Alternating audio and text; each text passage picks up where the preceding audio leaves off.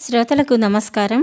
ఇప్పుడు నేను చందమామ నుంచి శ్రీమతి కాపుగంటి లక్ష్మీ పర్వతవర్ధిని గారి రచన ఏమీ లేదు అనే ఒక చక్కని కథను చదివి వినిపించబోతున్నాను. ఇంకా కథలోకి వెళ్దాం. ఒక గ్రామంలో రాజయ్య అనే నిరుపేదవాడుండేవాడు. అతను రోజు అడవికి పోయి కట్టెలు, పనికి వచ్చే ఇతర వస్తువులు తెచ్చుకుని వాటితో జీవయాత్ర గడుపుతూ ఉండేవాడు. ఒకనాడు రాజయ్య అదృష్టం బాగుండి అడవిలో బోలెడన్ని వస్తువులు దొరికాయి. ఆ రోజు మోపు కాస్త పెద్దదయ్యింది. దాన్ని నెత్తికెత్తుకోవాలంటే ఎవరి సహాయమైనా కావాలి. ఎవరైనా కనిపిస్తారేమోనని రాజయ్య అటు ఇటు చూస్తూ ఉంటే సంగరజిత్తు అనేవాడు అటుగా వచ్చాడు. ఈ సంగరజిత్తు పెద్ద పేచీకోరు. అవకాశం దొరికితే చాలు వాడు ప్రతి వాళ్ళ దగ్గర డబ్బు గుంజేవాడు. శంకరజిత్తును చూడగానే రాజయ్య, సమయానికి వచ్చావు, ఈ మోపు కాస్త నా నెత్తికి ఎత్తిపెట్టు అన్నాడు.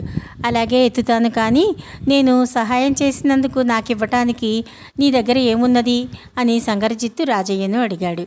ఏమీ లేదు సంగరజిత్తు అన్నాడు రాజయ్య.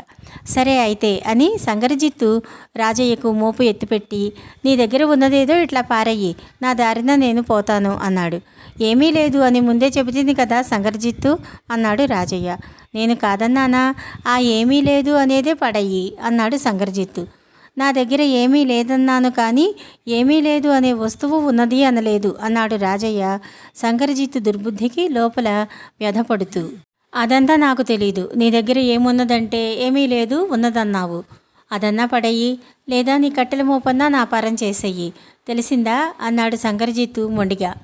సంగరజిత్తు వైఖరి చూసి సాత్వికుడైన రాజయ్యకే మంట పుట్టుకొచ్చింది. నీ వేషాలు కట్టిపెట్టి గ్రామాధికారి దగ్గరికి పద, ఆయనే న్యాయం చెబుతాడు అని రాజయ్య సంగరజిత్తుతో సహా గ్రామాధికారి వద్దకు వచ్చాడు. గ్రామాధికారి ఇద్దరి మాటలు విని సంగరజిత్తును, నువ్వు ఈ రాజయ్యకు సహాయం చేసినప్పుడు ఏమడిగావు అని అడిగాడు.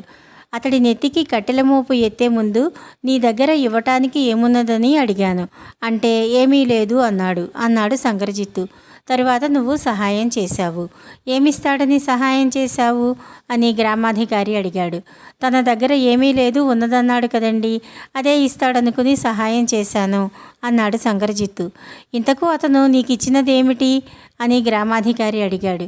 ఏమీ లేదు అన్నాడు సంగరజిత్తు. అంటే నువ్వడిగినదే అతను ఇచ్చాడన్నమాట. అతని దగ్గర ఉన్నది ఏమీ లేదు, అతను నీకు ఇచ్చినది ఏమీ లేదు. ఇంకెందుకు తగాదా పెట్టి మోపు ఇచ్చేయమంటున్నావు? ఈసారి ఇటువంటి అక్రమాలు చేశావంటే నిన్ను తీవ్రంగా శిక్షిస్తాను అని బెదిరించి గ్రామాధికారి సంగరజిత్తును పంపేశాడు. పెద్ద బెడద వదిలినందుకు సంతోషించి రాజయ్య కూడా ఇంటికి వెళ్ళిపోయాడు. ఈ కథ ఇంతటితో సమాప్తం. నమస్కారం.